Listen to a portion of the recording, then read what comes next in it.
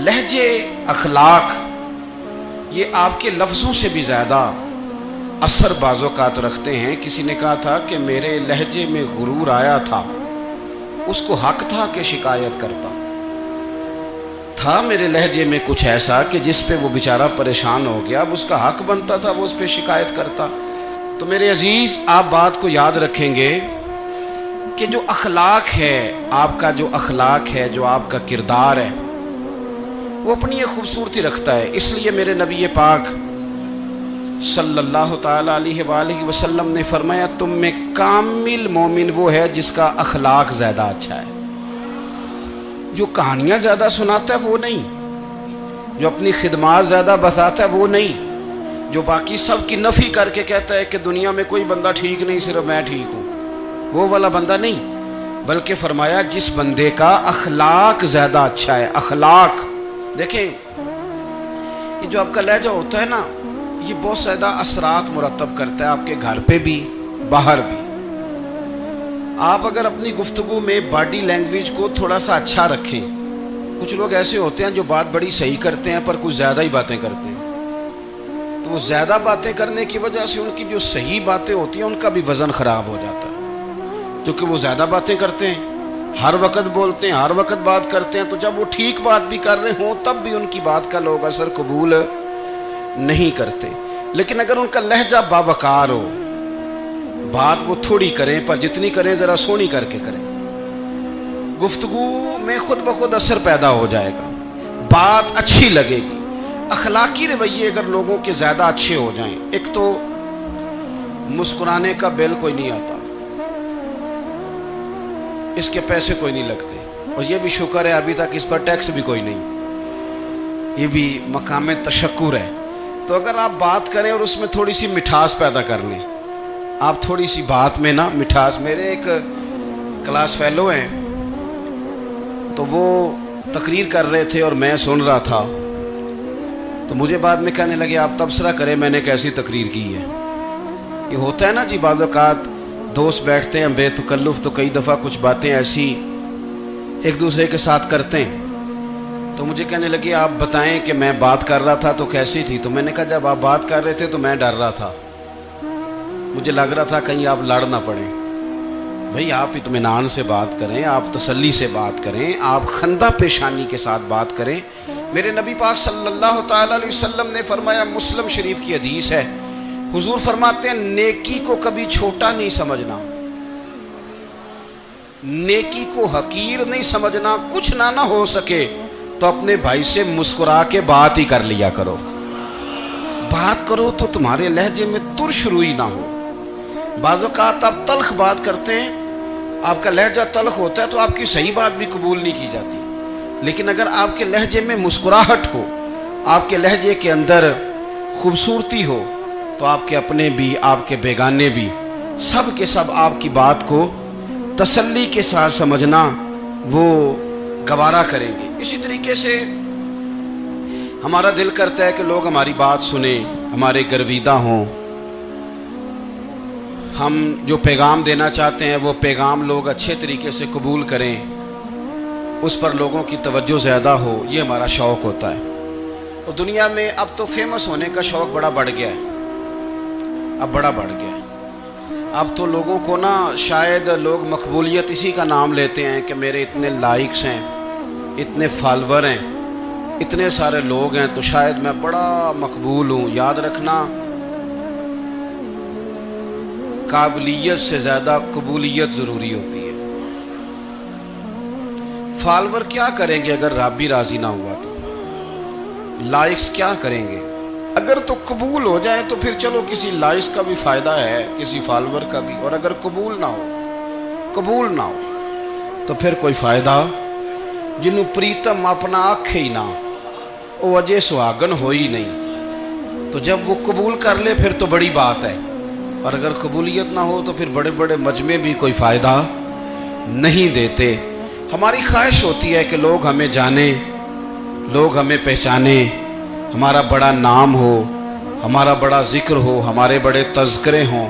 تو میرے نبی پاک صلی اللہ تعالیٰ علیہ وسلم نے ارشاد فرمایا، حضرت ابو ہریرہ رضی اللہ تعالیٰ عنہ روایت کرتے ہیں، हुजूर फरमाने लगे, तुम माल के जरिए लोगों को अपना गर्विदा नहीं बना सकते, पैसे दे के लोगों को पीछे नहीं लगा सकते। कितने को दोगे? देखिए ना, पैसों से तो बंदे का लालच शुरू हो जाता है। एक दफ़ा दें, फिर दूसरी दफ़ा दें, फिर तीसरी दफ़ा दें। रोज़ देंगे तो बंदा राज़ी होगा, और अगर आपने 99 दफ़ा दिया, एक दफ़ा नहीं दिया तो वह नाराज़ हो जाता है। तो कितना को लालच पूरा करेंगे? तो हबीब पाक अलैहिस्सलाम फरमाने लगे, तुम पैसे दे के लोगों को अपना गर्विदा नहीं कर सकते, हाँ खंदा पेशानी से, हुस्ने अखलाक से मिलोगे तो लोग तुम्हारे गर्विदा हो जाएंगे। तुम्हारा अखलाक, तुम्हारी खंदा पेशानी, तुम्हारा अच्छा किरदार, ये लोगों को गर्विदा कर सकता है। तो मालो दौलत से लोग गर्विदा नहीं होते। तो हमारा वो जो रोज़मर्रा का लोगों के साथ ताल्लुक है, लबो लहजा है। मैंने देखा है बहुत सारे लोग ऐसे हैं जिनके साथ लोग आना जाना, मिलना बैठना आहिस्ता आहिस्ता छोड़ देते हैं। और वो किस लिए छोड़ देते हैं? वो उनके रवैये की वजह से छोड़ देते हैं, उनके अंदाज़े फ़िक्र की वजह से छोड़ देते हैं, उनके शिकवों की वजह से छोड़ देते हैं। मिजाज होता है ना हमारा कि हमें शौक़ होता है ताल्लुक़ ज़्यादा लोगों के साथ हो, और फिर ये भी शर्त होती है कि मैं जिसके पास जाऊँ वो मुझे यही कहे कि तू मेरे साथ ही प्यार कर। एक साहब मुझसे कहने लगे कि ये मैं महफ़िल कराता हूँ, आप भी तशरीफ़ लाएँ, और मैं 20 उलमा को बुला चुका हूँ और बड़े बड़े नामवर नाम उन्होंने मेरे सामने लिए। मैंने उनसे पूछा कि जो नाम आपने लिए हैं और आपकी तस्वीरें भी साथ हैं, मैं अल्हम्दुलिल्लाह तस्लीम कर गया हूँ आपकी बात को, लेकिन सवाल मेरा ये था कि क्या आप नमाज भी पढ़ते हैं? 21 उलमा को आपने बुलाया या 20 को बुलाया और बड़े बड़ों को बुलाया, और मुझे भी आप दावत पेश कर रहे हैं, तो नमाजी भी आप हैं, नमाजी भी हैं। कहने लगे आप दुआ करें मैं नमाज पढ़ना शुरू कर दूँ। मैंने उनसे कहा, खुदा के बंदे, अब अगर तू किसी और को बताएगा कि 20 इतने इतने बड़े लोगों से मेरा ताल्लुक और पढ़ता मैं नमाज भी नहीं, तो लोग क्या सोचेंगे कि 21 मौलवी मिल के भी एक बंदे को नमाजी नहीं बना सके। तो आप अपने लबो लहजे से सिर्फ बातों से गर्विदा किसी को कर लेंगे। आप ये देखें कि अखलाक किस तरह का है, लहजा किस तरह का है, आपके बात करने का अंदाज कितना हसीन है, उस लफ्ज़ के अंदर हुस्न कितना ज़्यादा है। नबी पाक सल्लल्लाहु अलैहि वसल्लम भी तबलीग फरमाते, हम भी तबलीग करते हैं। मैं और आप जब तबलीग करते हैं तो उस तबलीग के अंदर शिकवा होता है और तनकीद होती है, और बाज़ जगह मैंने ये भी देखा है कि तंज होता है, तंज। हम दूसरे को दे दीन की दावत रहे हैं, लेकिन हमारे लबो लहजे से तंज और तुशरुई छलकती है। तू दौलत के पीछे लग गया है, तू बिल्कुल जाहिल है, तू बिल्कुल, तेरे खानदान में से भी कोई नहीं इधर आता। आप तंज कर रहे हैं, आप दावत दीन नहीं दे रहे। दावत दीन तो गुलदस्ते में रख के पेश की जाती है, उसकी तो एक खूबसूरती है, उसका तो एक हुस्न है, उसकी तो अपनी एक जाज़बियत है, उसकी अपनी एक नूरानियत है। सहाबा इकराम अलैहिम रिदवान फरमाते हैं कि हज़रत साद बिन मुआज़ रज़ी अल्लाह तआला अन्हु का जनाजा था। अल्लाह के प्यारे महबूब सल्लल्लाहु तआला अलैहि वसल्लम ने जनाजे की इमामत फरमाई, और जनाजे की इमामत के बाद अभी ना कब्र के तैयार होने में कुछ टाइम बाकी था, तो हुजूर ज़मीन पे तशरीफ़ फरमा हुए। लोग कब्र की तैयारी में हैं। बाज़ौक़ात होता है ना, अभी कब्र नहीं तैयार हुई, तो कहते हैं कि लकड़ी के साथ हुजूर ने ज़मीन कुरेदनी शुरू कर दी, और देर तक हुजूर ने चेहरा नूर को ज़मीन की तरफ झुकाए रखा, गोया ज़मीन शर्फ़ दीदार हासिल करती रही। देर तक चेहरा नूर झुका रहा ज़मीन की जानिब, हुजूर ने रुख नूर को फेर लिया। सहाबा कहते हैं कि हम ना बड़े, जब हुजूर हमारे करीब होते थे तो हमारा ख्याल होता था कि रहमत की बरखा है, अपने अपने हिस्से का करम उड़ेल ले अपने ऊपर। फरमाते हैं मुंतज़िर थे कि हुजूर कब हमारी तरफ रुख अनवर फेरें और हम करीम से कोई बात सुन सकें। इरशाद फरमाते हैं कि हम बड़े शदीद मुंतज़िर थे। देर के बाद नबी पाक अलैहिस्सलाम ने चेहरा अनवर उठाया, देर के बाद चेहरा अनवर उठाया। ये देखिए तबलीग हो रही है, और जब हुजूर ने चेहरा अनवर उठाया तो आंखों में आंसू थे, रो रहे थे। और 3 दफा हुजूर ने फरमाया چونکہ قبر تیار ہو رہی تھی، 3 دفعہ نبی کریم نے فرمایا لوگو قبر آخرت کی منزلوں میں سے پہلی منزل ہے، اس کی تیاری کر لو، اس کی تیاری کر لو، اس کی تیاری کر لو۔ 3 دفعہ حضور نے یہ جملے دہرائے۔ کیوں؟ ایک میں تبلیغ کرتا ہوں پر اس میں نہ درد ہے، نہ رونا ہے، نہ وہ لب و لہجہ ہے۔ ایک حضور دعوت دے رہے ہیں قبر کی تیاری کی، لیکن اس میں آنسو ہیں، اس میں خاص رغبت ہے غلاموں کے لیے۔ تو اپنی زندگی کے اندر جو ہمارا انداز تکلم ہے، ہمارا انداز گفتگو ہے، میں کہا کرتا ہوں کہ ہم نا دین کے لیے جب کلام کر رہے ہوتے ہیں تو شدت ہوتی ہے ہمارے جملوں کے اندر، بعض مقامات شدت کے ہوتے ہیں۔ آپ جہاد کی بات کر رہے ہیں، ناموس رسالت کی بات کر رہے ہیں، تو کسی جگہ آپ کے لب و لہجے کے اندر شدت کا ہو جانا برا نہیں ہے، بلکہ وہ اچھا ہے۔ لیکن میرے عزیز ہر وقت ہی کچھ لوگ تلخ ہیں، انہیں کسی وقت بھی آپ ان سے ملاقات کر لیں وہ لوگ آپ کو پریشان ہی نظر آئیں گے۔ حضرت سیدنا عبداللہ ابن عمر رضی اللہ تعالیٰ عنہ روایت کرتے ہیں کہ نبی پاک صلی اللہ تعالیٰ علیہ وآلہ وسلم نے ارشاد فرمایا کہ جنت میں ایسے بھی کمرے ہوں گے، جنت میں کچھ ایسے کمرے، کچھ ایسے مکانات بھی ہوں گے کہ باہر کھڑے ہوں گے تو اندر نظر آئے گا، اور اندر کھڑے ہوں گے تو باہر نظر آئے گا۔ یعنی ایک تو تم آئینے لگاتے ہو نا، وہ دیواریں اتنی شفاف ہوں گی کہ اندر باہر سے ان کا حسن دکھائی دے گا۔ حضرت سیدنا مالک اشعری رضی اللہ تعالیٰ عنہ بیٹھے تھے، کہتے ہیں میں نے فوراً عرض کی حضور وہ ملیں گے کس کو؟ وہ جو اتنے حسین گھر ہوں گے کہ دیواریں ہی شیشے کی محسوس ہوں گی، اندر باہر سے حسن کے جلوے دکھائی دیں گے، حضور وہ ملیں گے کسے؟ تو اللہ کے پیارے محبوب علیہ السلام نے فرمایا وہ اس کو ملیں گے جو گفتگو اچھی کرے گا، جو گفتگو اچھی کرے گا، لب و لہجہ اخلاق والا ہوگا، گفتگو اچھی کرے گا، لوگوں کو کھانا کھلائے گا، اور جب لوگ سو رہے ہوں گے تو وہ اٹھ کے اپنے رب کی عبادت کرے گا۔ اس شخص کو وہ مکانات ملیں گے جن کی دیواریں آئینے کی مانند ہوں گی، جن کا حسن تازہ ہوگا، جن کو اللہ تبارک و تعالیٰ نے اپنے فضل سے مزین کیا ہوگا، سنوارا ہوگا۔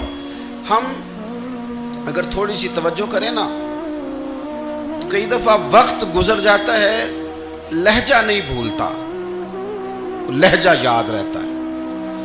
آپ تو 2 منٹ کے لیے غصے میں تھے نا، تو آپ نے کوئی بات کر دی کسی غریب کو، کسی شخص کو،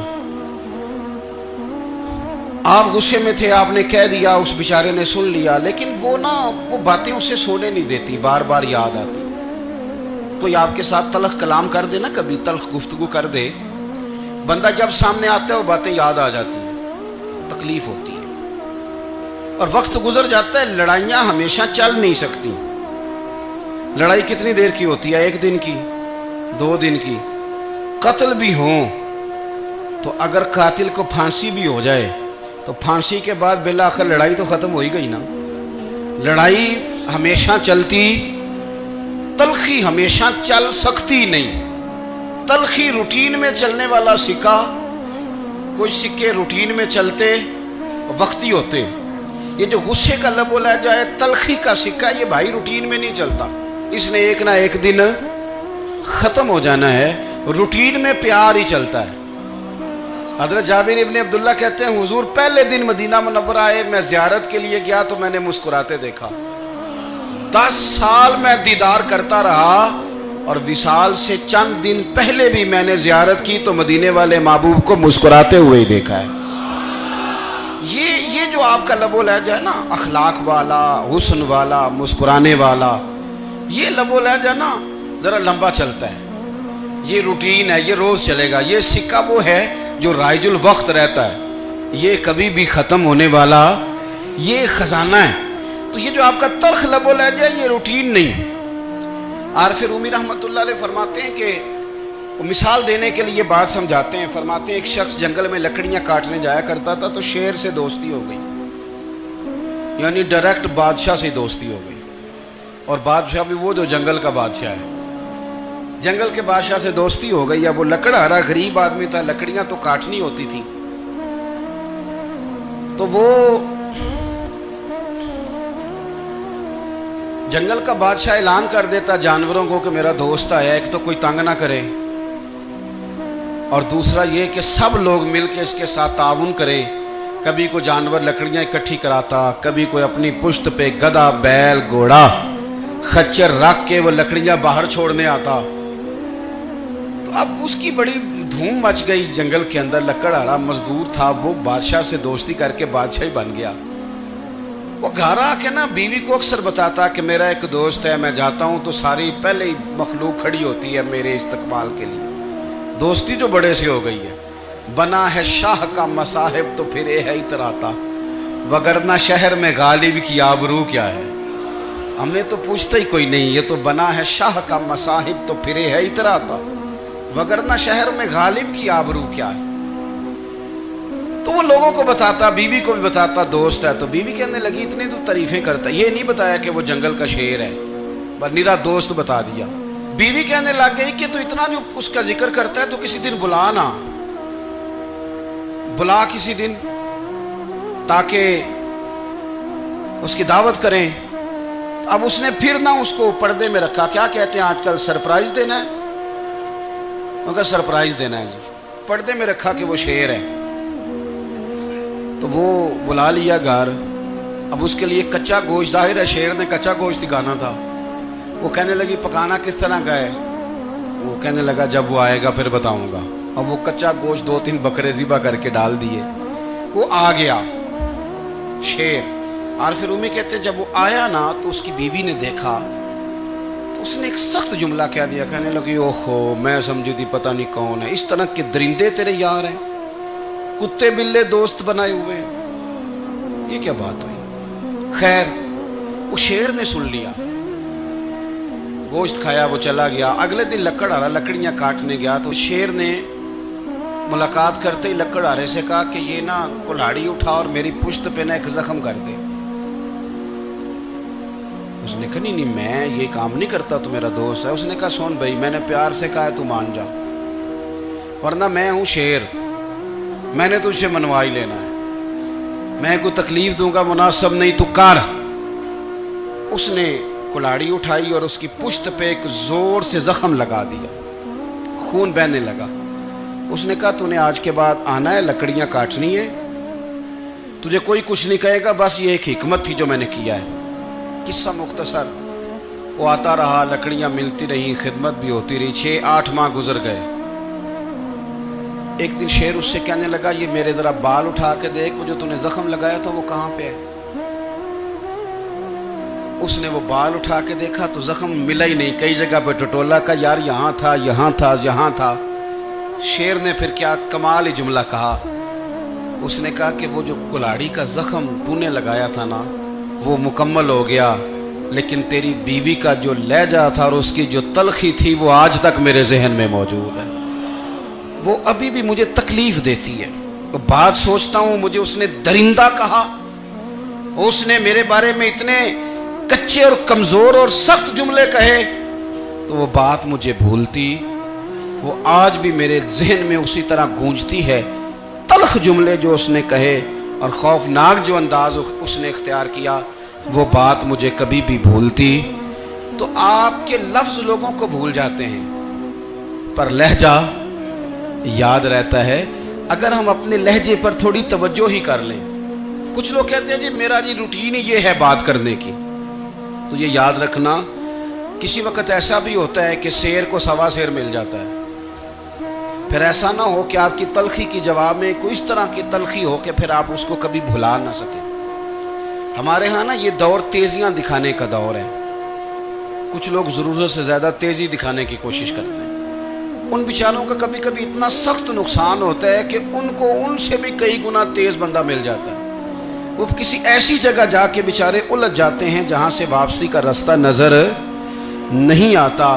حضرت ہانی رضی اللہ تعالیٰ عنہ اپنی قوم کے ایک وفد کے ساتھ نبی پاک صلی اللہ علیہ وسلم کی بارگاہ میں حاضر ہوئے.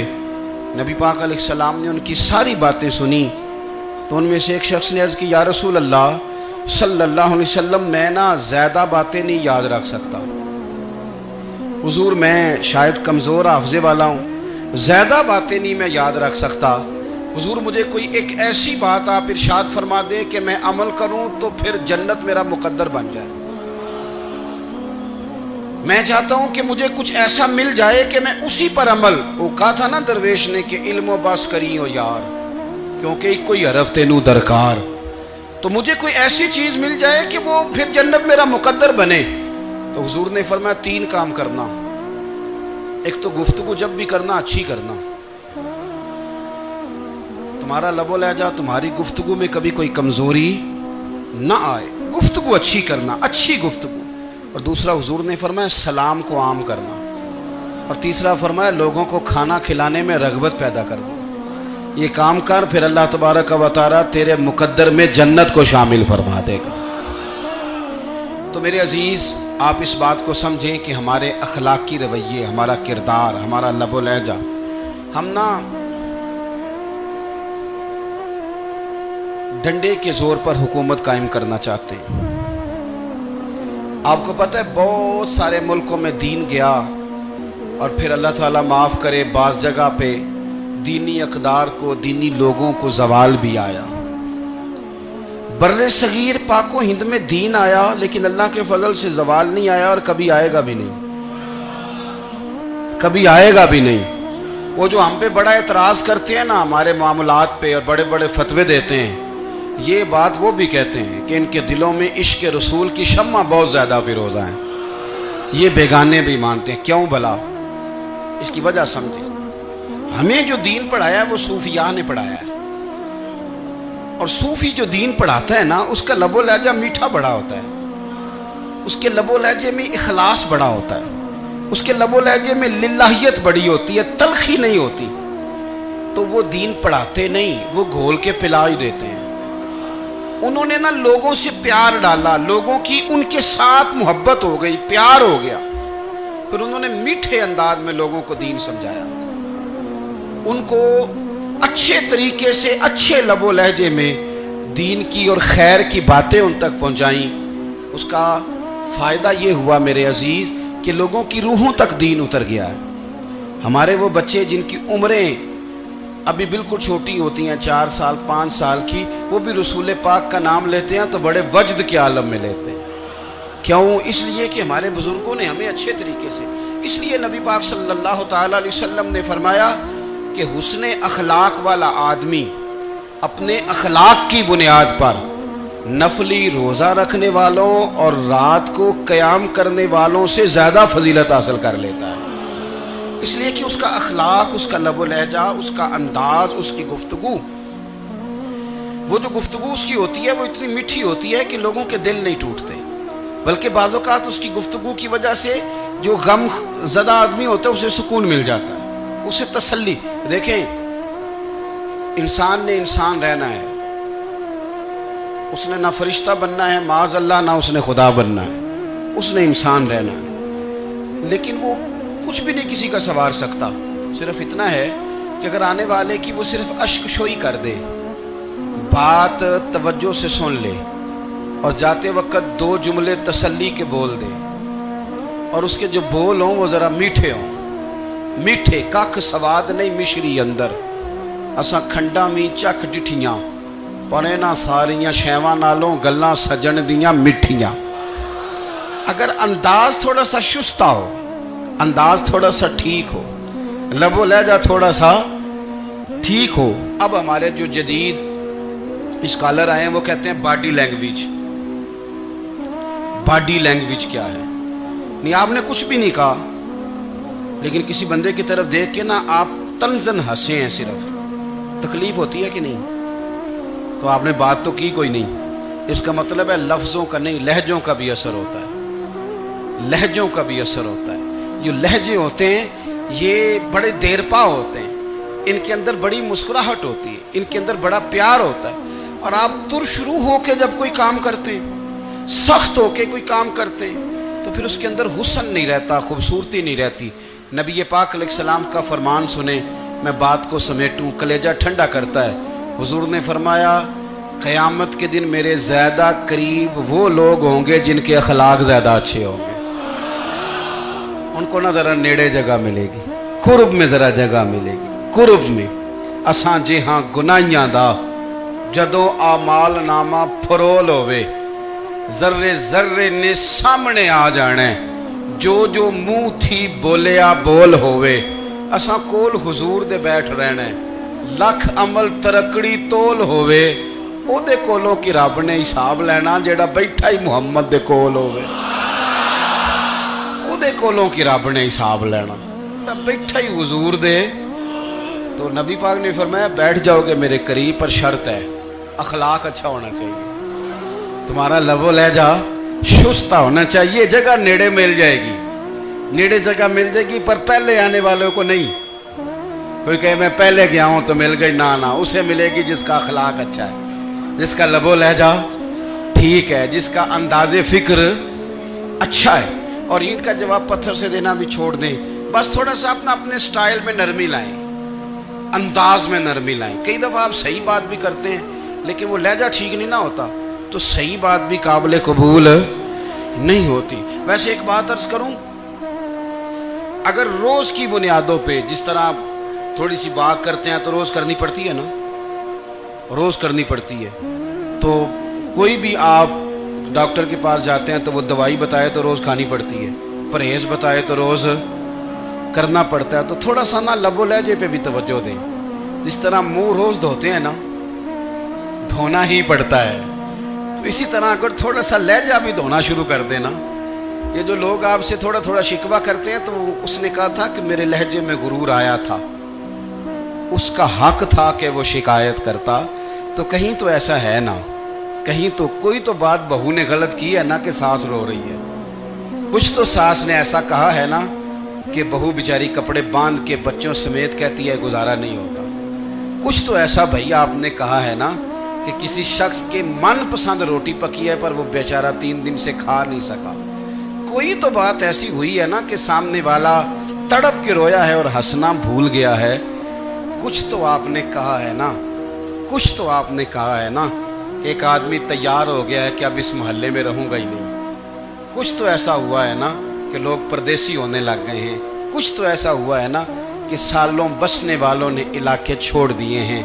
कुछ तो हम ऐसा तलक करते हैं कि हमारे अपने फिर ठान लेते हैं कि बस भाई आज के बाद तुझसे मिलना नहीं। इसका मतलब यह है कि थोड़ी देर का सिर्फ लबो लहजे का सख्त होना अगर हम ठीक कर लें तो हो सकता है हमारे दाएं बाएं वाले बहुत सारे लोग सुख में आ जाएं, प्यार में आ जाएं, उनको थोड़ा इत्मीनान होने लग जाए। अपने लहजों पर, अपने उठने बैठने पर, मेल मिलाप पर थोड़ी तवज्जो दें, थोड़ा सा ख्याल करें। अल्लाह के हुजूर दुआ है मालिक करीम समझने की तौफीक अता फरमा।